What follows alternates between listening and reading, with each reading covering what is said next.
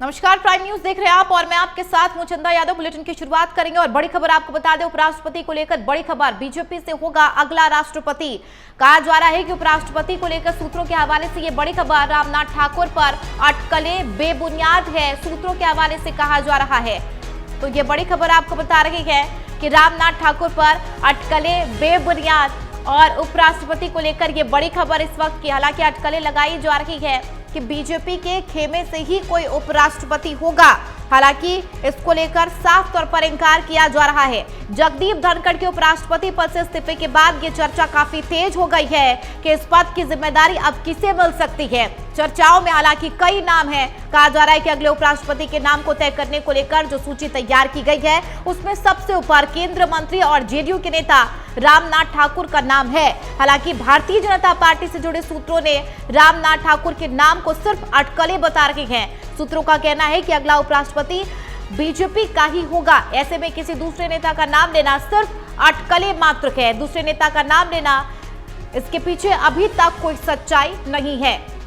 तो आपको यह भी बता दें कि रामनाथ ठाकुर के नाम को लेकर चर्चा क्यों हो रही है, क्योंकि बीते दिनों बीजेपी के अध्यक्ष जेपी नड्डा से मुलाकात की थी और इस दावे को हवा दी जा रही थी कि जगदीप धनखड़ के बाद अब रामनाथ ठाकुर उपराष्ट्रपति का पद संभाल सकते हैं। लेकिन बीजेपी सूत्रों ने अब इस दावे को पूरे तरीके से खारिज कर दिया है। बताया जा रहा है कि अगले उपराष्ट्रपति को लेकर जेडीयू नेतृत्व से अभी तक कोई भी चर्चा नहीं है।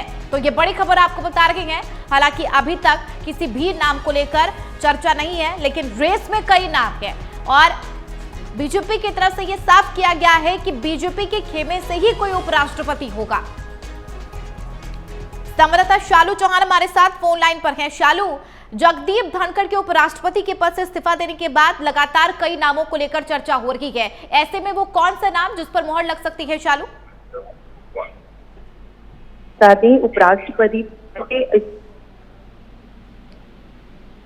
उनके बाद ही काफी चर्चा में नाम आ रहे थे और लगातार ऐसे में जो अटकलें थी वो भी देखने को मिल रही हैं। इसके लिए अब कौन इस जिम्मेदारी को कौन संभालेगा? ऐसे में कल भी चुनाव आयोग की तरफ से जो है एक वो सीट को बता दें कि कहा ये भी चाहे कि सूत्रों से ये भी खबर आ रही निकल के करके जो की जा रही है हो सकता है। इसको लेकर के भी लगातार जो नाम सामने आ रहे हैं उसमें से एक नाम ये भी आ रहा है कि जेडीयू नेता रामनाथ ठाकुर का नाम भी जो है भारतीय जनता पार्टी इसको भी आगे कर सकती है, क्योंकि अगर बीजेपी से कोई इस नाम को सामने करता है, इस पद के लिए अगर बीजेपी से कोई आता है तो इस नाम को सबसे पहले आगे किया जाएगा। क्योंकि अगर बात करें पिछले जब कहा जा रहा था कि जब दिल्ली में सीएम पद के लिए जब चुनाव हुआ था तो सीएम कौन बनेगा, इसको लेकर के लगातार बीजेपी जो है सीएम रेखा गुप्ता का नाम चल आ रहा था। लेकिन ऐसा ये भी कहा जा रहा था कि अगर बीजेपी जो नाम सबसे पहले आगे रख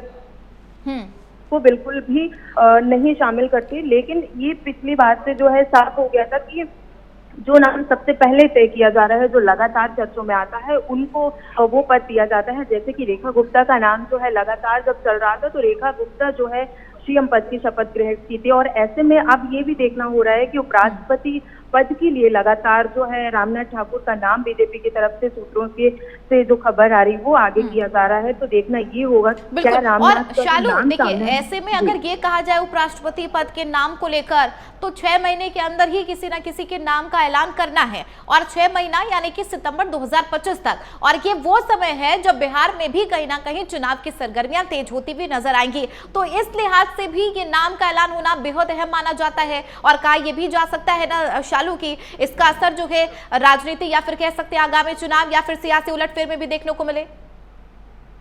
जी बिल्कुल, देखिए विपक्ष की तरफ से भी लगातार इस पर जो है सत्ता पार्टी को लेकर के आरोप लगाए जा रहे हैं कि जब सदन शुरू हुआ था तब बिल्कुल धनखड़ की तबीयत ठीक थी और ऐसे में अचानक उनका इस्तीफा देना ये कहीं ना कहीं बिहार चुनाव से भी इसको जोड़ा जा रहा है। तो ऐसे में लगातार चुनाव आयोग की तरफ से जो है ये तय कर दिया जाएगा, इसकी तारीख जो है वो जल्द घोषित कर दी जाएगी कि इसका जो चुनाव है वो कब किया जाएगा। तो कहीं ना कहीं 6 महीने के अंदर या हो सकता है कि अगले 2 से 3 महीने के अंदर इस नाम को भी नाम की घोषणा कर दी जाए और जो चुनाव आयोग है उसकी तरफ से इसकी ठीक है, वाकई देखना अहम होगा कि उपराष्ट्रपति के नाम पर कौन से नाम पर मुहर लगती है और किसे इस पद पर नवाजा जाता है। बहुत शुक्रिया शालू इस खबर पर जानकारी साझा करने के लिए।